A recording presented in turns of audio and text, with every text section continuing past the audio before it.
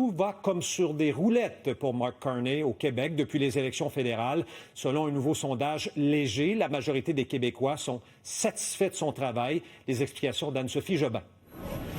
Le taux d'approbation pour le premier ministre Mark Carney atteint près de 60 %. C'est un peu moins du quart des répondants qui affirment être insatisfaits de son travail. M. Carney éclipse même la compétition. Un Québécois sur deux estime qu'il est le meilleur candidat au poste de premier ministre du Canada. Il a récolté 8 points de plus qu'au dernier sondage. Environ un Québécois sur 5 croit que c'est Pierre Poilievre qui ferait le meilleur premier ministre. Ça se traduit aussi dans les intentions de vote au Québec.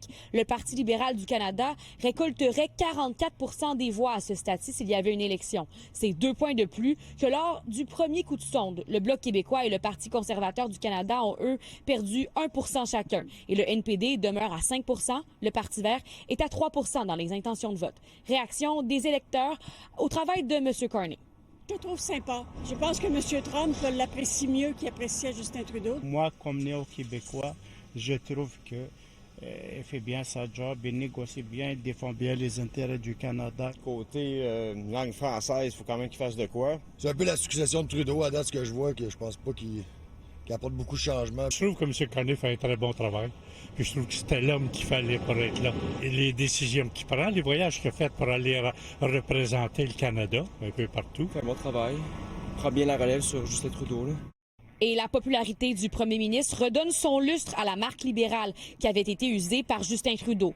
Mais est-ce seulement l'effet de nouveauté, de lune de miel? Écoutons l'analyse de l'ancienne chef du cabinet libéral.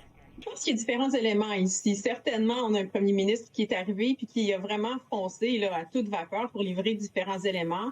Aussi, en fin de session parlementaire comme ça, ou du moins en mai-juin, c'est tout le temps ce que j'appelle un peu le festival des rassemblements. Là. Donc, il y avait l'OTAN, il y avait le G7. Pour moi, le véritable test pour M. Carney, ça va être à l'automne, lorsqu'il y aura vraisemblablement un leader élu du côté des conservateurs, mais aussi de voir justement est-ce qu'on aura eu des gains du côté des tarifs, du côté d'une entente commerciale. Et oui, cette lune de miel entre les Québécois et le premier ministre est assez intense. Le baromètre des personnalités qui sera publié demain dans le journal en témoignera davantage. Anne-Sophie Jobin, TVA Nouvelles, à Montréal.